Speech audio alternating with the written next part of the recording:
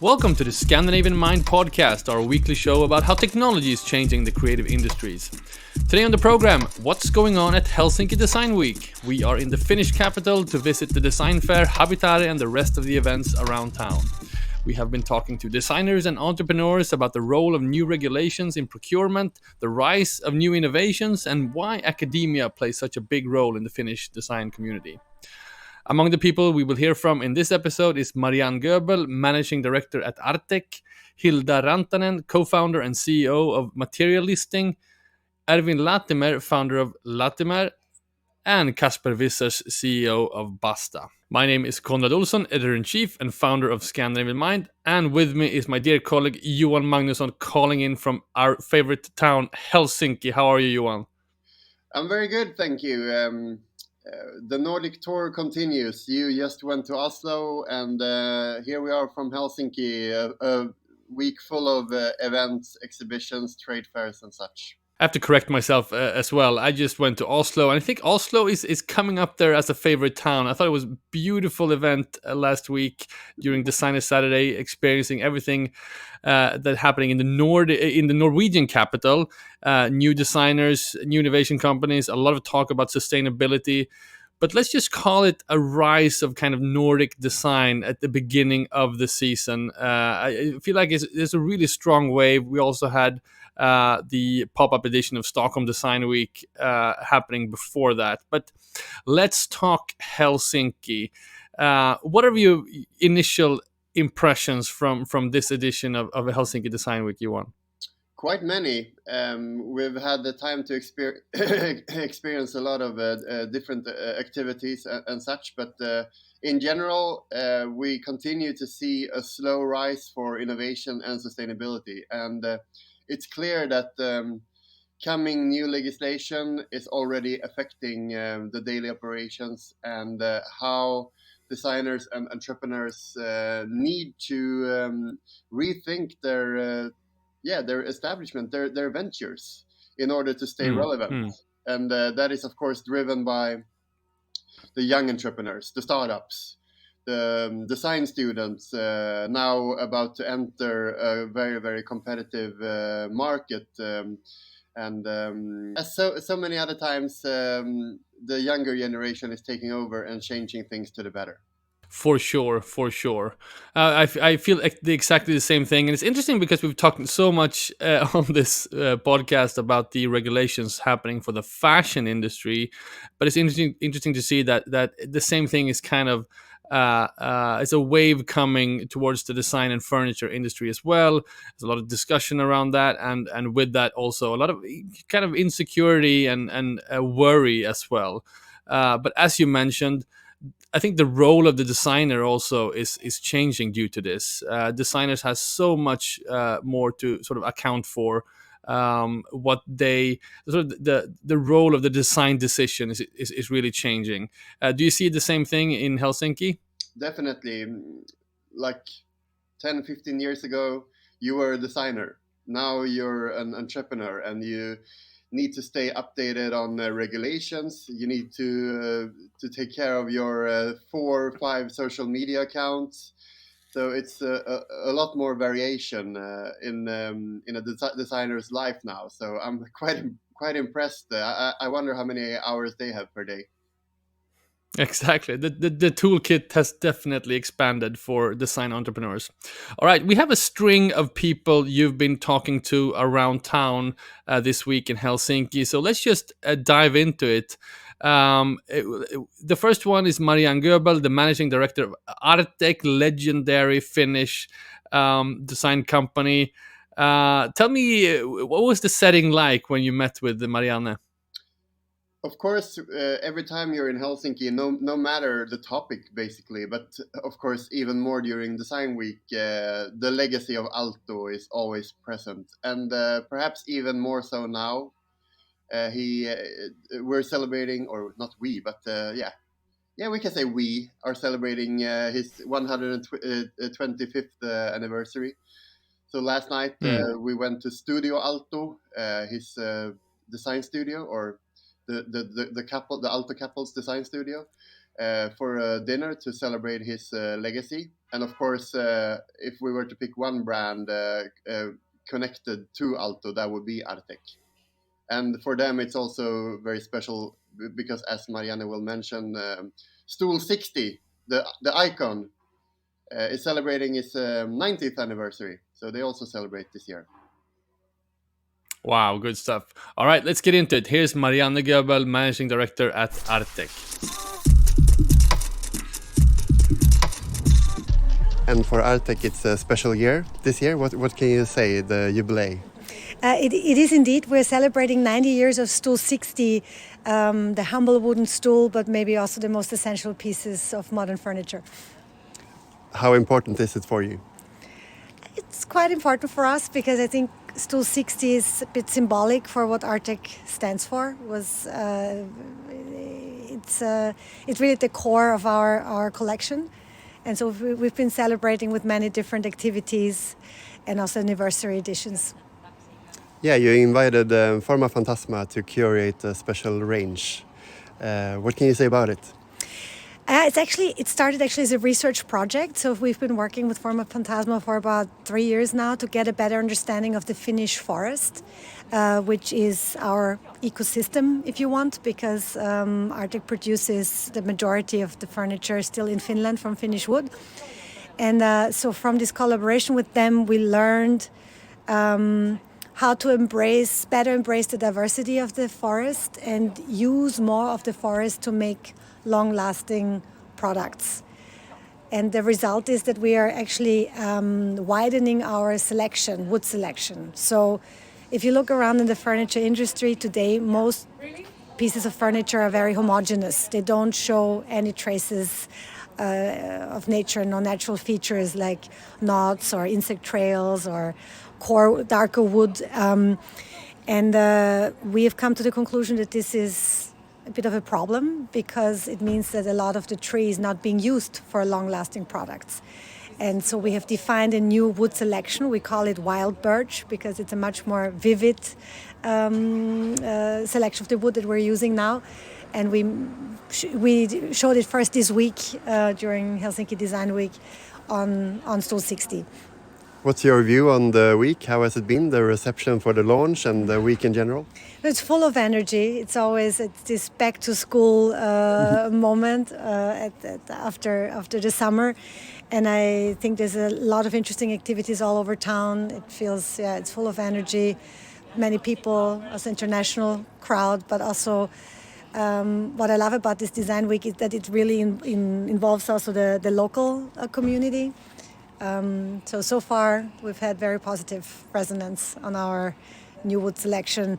Actually, we speak about it as a new aesthetic of sustainability because if you want to use more of the forest in a meaningful way, you also have to change your aesthetic expectations.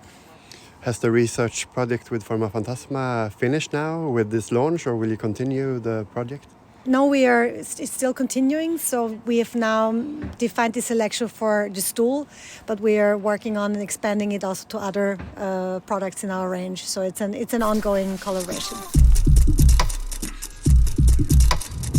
All right, that was Marianne Goebl, Managing Director at Artek. All right, our next guest is Hilda Rantanen, co-founder and CEO of Materialisting. What is Materialisting, Johan? We had a full day at Habitare, the leading interior design fair here in Helsinki. And one of the highlights is always the materials exhibition, which is also showcased at Salone in Milan by Habitare. And this year, the exhibition was also co-organized by this new startup, Materialisting. They've been around for a little bit over than a year. And it's a platform service helping professionals in this flood of new materials, because they have so much to take care of now, given, of course, public procurements and contracts, if we're talking about like the contract market, the professional market. So it's a guide here is quite well needed, and she's also one of the few who dived into the EU regulation, because it's not a topic that you discuss. I think we'll hear a lot more about it in this industry sector in a year from now, because it will become reality for so many. It will affect so many in the industry. But Hilda had some insights to share already now. Wonderful. So thanks to the probing questions of the Scandinavian Mind reporting team, we are talking again about the EU regulations. Here now is Hilda Rantanen, co-founder and CEO of Materialisting. How can you help designers, interior architects, the industry in their daily operations? Well, the requirements to make better decisions environmental-wise is really tightening fast, both from the legal side of things and also the market side. So this is what we can help with. We want to bring the information that is nowadays very scattered and very hard to understand, such as EPDs and so forth. We want to bring that information to the designers in a form that is easy to understand and compare and then utilize in their work. And we're developing a platform service for this. You recently launched. You're in a pilot phase. What has the feedback been since this pre-launch? So we are in a pilot phase, as you said, and we have funded the company in December 21, and it's been going good. We're still developing, and we are looking forward to launching in a wider way during this year or in a half a year. And the feedback has been very good, actually, and the need for this is very apparent. And at the moment, we are rapidly expanding the platform in a way that we are adding more materials and more features to utilize the data. And this is something that has been greatly missed. From your perspective, what are the keys in order to lower the environmental impact for a client reaching out to you? Well, I think you have to take it into consideration from the very first start that you have in your project, whatever stage of the project that is. From in the beginning of the project, the value these decisions have is the greatest. So what kind of goals you set and how you can measure achieving those goals, that's kind of the main point. And nowadays it's very important to use materials that have a low impact on nature and possibly even have a handprint that has something of good value added through the material to the design itself.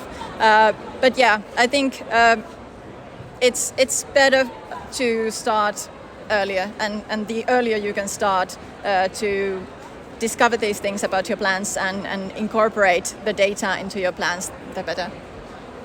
For you as a platform, what have been the main challenges when developing it?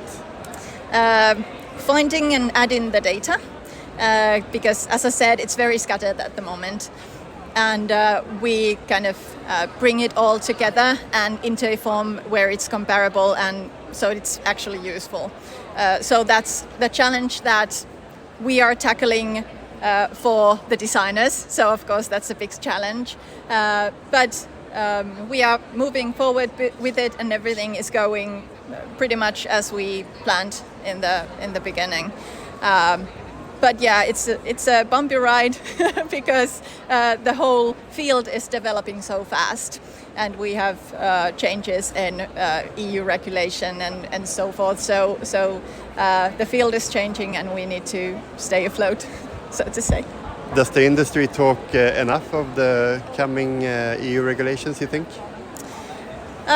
It's beginning to, I'd say, now that it's actually starting to affect, like in Sweden, I think it's already in your new building law, actually. In Finland, we are getting a new building law starting from January 25, which is pretty similar to yours in Sweden, in a sense. So, yeah, I think these are changes that are going to affect the day-to-day life, so to say, of designers, and so it comes really close through that. But also from the market,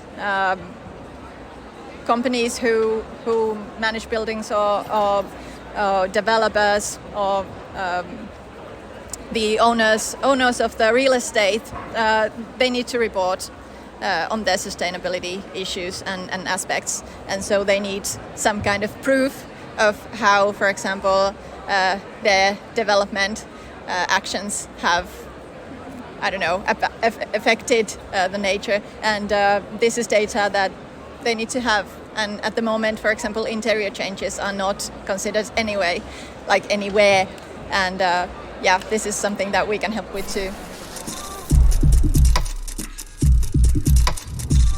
All right, that was Hilda Rantanen, founder of Materialisting. Moving on to one of our good friends, Ervin Latimer, founder of the fashion brand Latimmier. So we've had Ervin on our show and on several of our panels. He's kind of one of the leading figures in the Finnish design community. But to me, he's a fashion designer. What's he doing at Design Week, Johan? The Design Week is also quite a lot about fashion. So the two worlds are merging, and he's presenting a bag collection together with Mifuko. And he'll explain a lot more why that did come to life. But I met Mifuko at last year's Habitare when I was here back then. And right, it's quite mesmerizing how they are such a leader in social sustainability. Not only like a fair trade certification, but they're really going full circle in their daily operations, really helping their employers in order to be able to improve their life.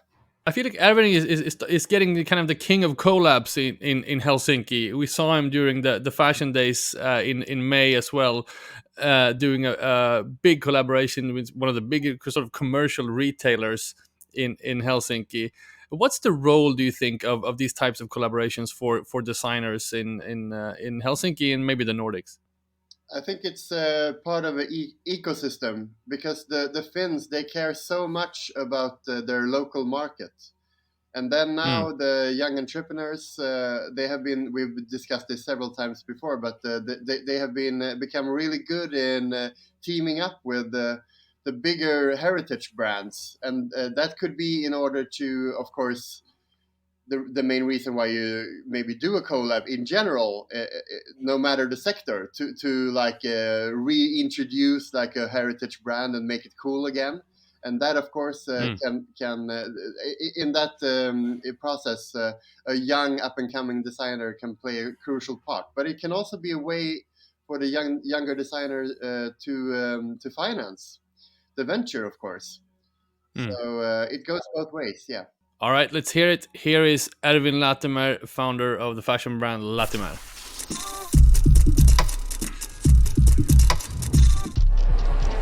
Last spring, you launched a collab with the K-City Market, which we saw at Fashion in Helsinki. And this week, you present a new collaboration. What can you say about your partnering brand and the line? Yeah, so we're presenting this week my collaboration with accessory and home decor brand Mifuko. They're a fair trade certified label that works with female artisans in several countries in Africa, for example, Uruguay and Kenya. And basically what we're launching is sort of I designed a few accessories for them. So there's a couple of different sized bags. We kind of developed a very specific weaving technique with wool fringes in the bags, and the wool that we use in the bags is 100% recycled. And it was just this really great project of like kind of respecting the talent of the artisans locally there, and kind of setting a goal and then finding a way for them to achieve that goal in the kind of traditional techniques that they have. We met Mifuko last year at the Habitare. Super impressed by their sustainability work. It's next level. How did your collab come to life? Yeah, it's obviously super important for me, and it's quite impressive what they're able to do and the certifications that they have both for their products and for their operations. So that was super vital. We worked with them in our fall-winter 23 collection for Latimmier. We kind of reworked kind of like off-sized or second quality pieces and kind of made these unique bags with them, and it was a really natural process. I think they reached out to us and we knew that we kind of share the values. It was really like easy and breezy, if I can say that, and it was very natural for us to kind of continue collaborating now more with actually designing new pieces for their for their collection, sorry. We've followed your work for a bunch of years now, but you're still quite new into the industry. Have you also learned anything from Mifuko when partnering with them in terms of sustainability that you can use in your daily operations? For sure. I mean, there's, I think the main thing that I really enjoy with working with them is kind of learning these slower processes and learning these processes where you're really respecting the materials and techniques that are available to you. So they only work with materials that are locally available, that are natural, with these kind of traditional techniques. So you're not really, how should I say this? You're not really forcing anything unnecessary or new there. You're really kind of working in this continuum of traditional techniques, and that was something that was super, super fascinating for me. And really, everything that they do is handmade by these artisans, by these women, and it's just really remarkable to see what they're able to do by hand. This collab is set to be released early next year. And for Latimmier, we saw you on the runway in Copenhagen during Fashion Week as part of the New Talents program. How's it going with the brand? I mean, we're happy to say that keeping busy. I mean, the reception for the SS24 collection that we presented in Copenhagen has been super, super positive. So now we're hard at work with the sales for the collection and kind of really excited about the opportunities that we have presented for us now. Will you work together with even more Finnish lifestyle brands in collaborations? Well, I mean, I'm never saying no. I'm always curious. I mean, I'm very specific with who I work with. There are certain types of values and certain types of opportunity that's really, really important for me. And there's no need to rush it, if that makes sense. So I love this collaboration that I now have with Mifuko. For example, with the jewelry, we work with another brand called Ida Impact, that's from Helsinki. They work with immigrant women also, so they only provide, all of the jewelry is made by the immigrant women that have moved to Finland. So we're very proud of the kind of really strong value base that we have with the collaborations, and there's no rush. It's a lot of these collaborations about like finding slower and meaningful ways to create things and kind of find expertise that we don't yet have, that someone else has, and they're doing it in a very exceptional way.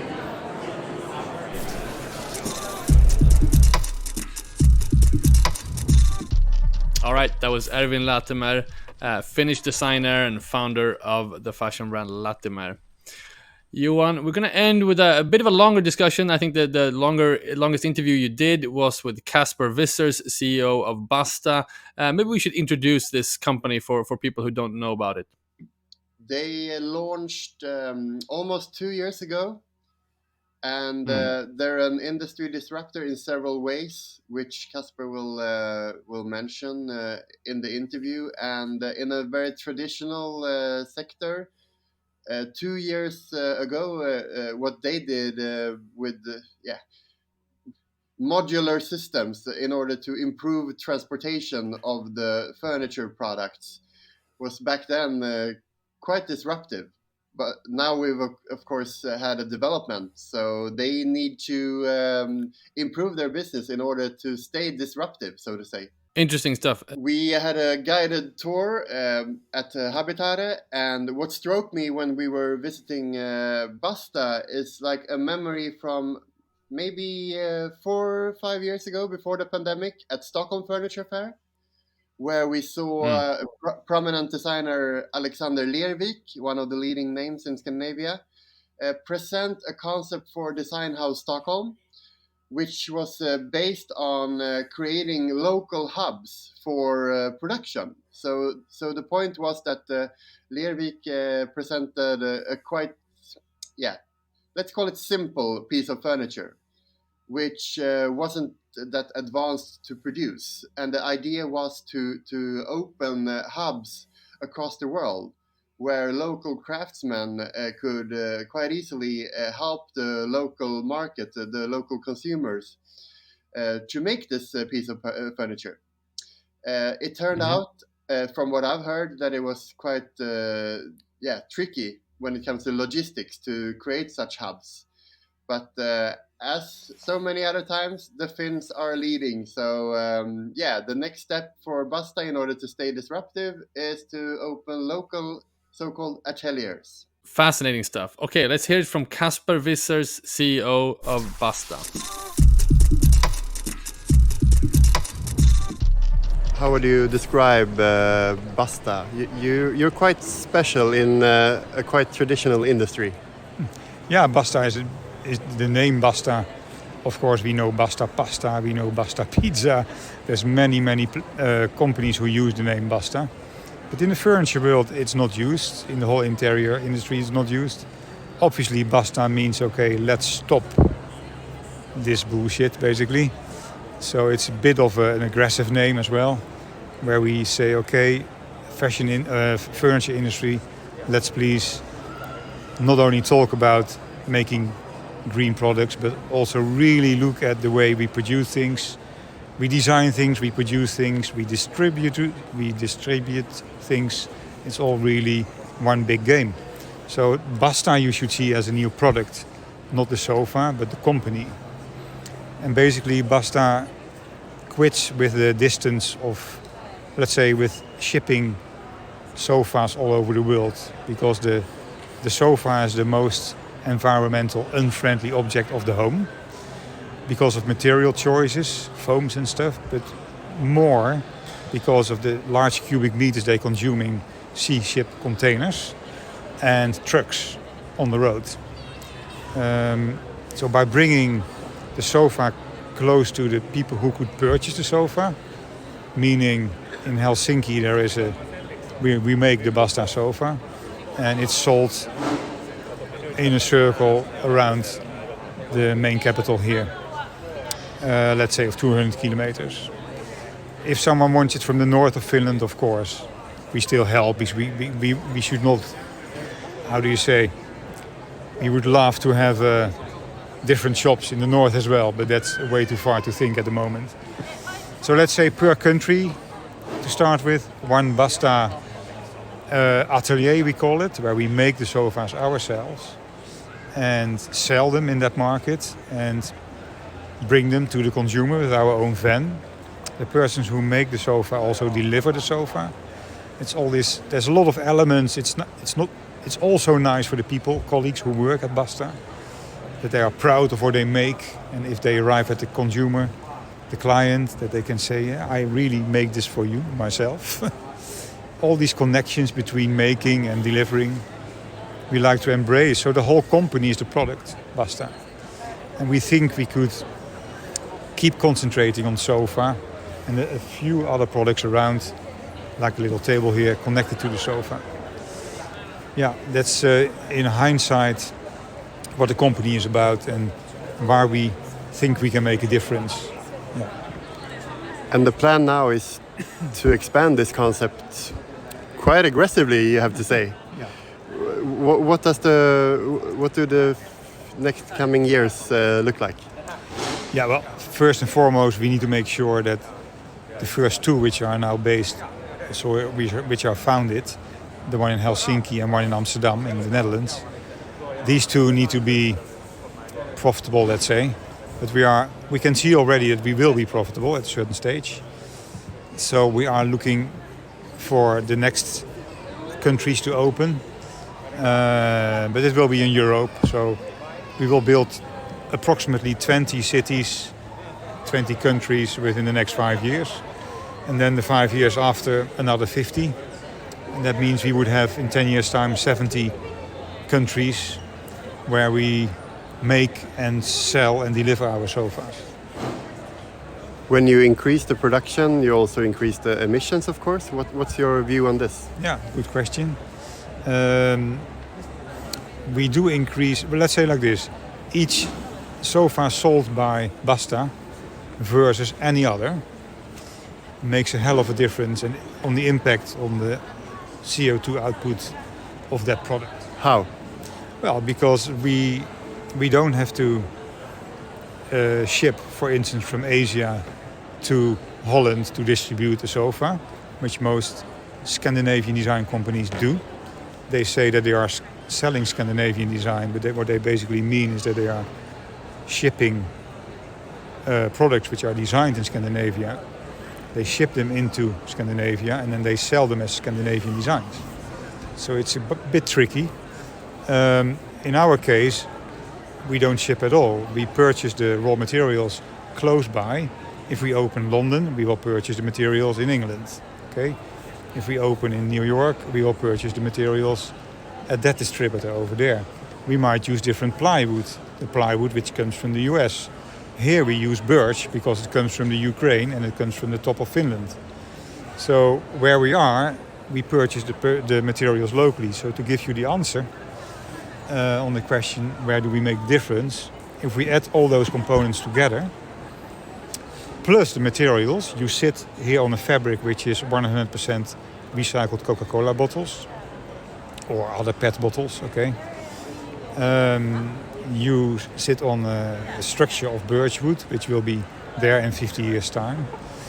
The product is washable in your own washing machine. So this cover can be dirty and you wash it and you have a sort of a new cover. Unless you throw a glass of red wine over your white sofa, even then our fabrics are not happy. But then you can purchase only that part because it's a modular system. And then in the end, if we ship it towards the clients, we ship it with an electrical van with our own staff. And we don't have packaging. We have bags with zippers. We zip the bag open, we put in the module, we zip it back, we bring it to the client. In their home, we zip it off again and bring it to the Helsinki warehouse again. So there's no packaging involved. So all those elements together really did fight the distribution of design products, in particular sofas. It's of course, it might be more expensive for you to use local raw materials instead of from a country far away. But you can also cut costs. Can you make a profit of this business model? Yeah, okay, we did make our calculations and we hope we, let's say like this. It's maybe another nice thing to communicate with you. The price which you see here in the stand are more or less half the price of all the European, let's say, Scandinavian and Italian design manufacturers. Because we produce ourselves and the whole trade is not in between. No agents, no importers, no retailers. All that margin we give to the end consumer. So that's why an average sofa at Basta is 3,000, whereas the other colleague sofas are between 6,000 and 7,000. And still we are able to make a profit. It doesn't matter if our materials are a little bit more expensive because we don't have the extreme volumes, for instance, for 70 countries. It doesn't come from one central place where it's purchased from. We purchased our materials from 70 different distributors. So yes, more expensive, but it fits the business model. There's still enough space to become a profitable company.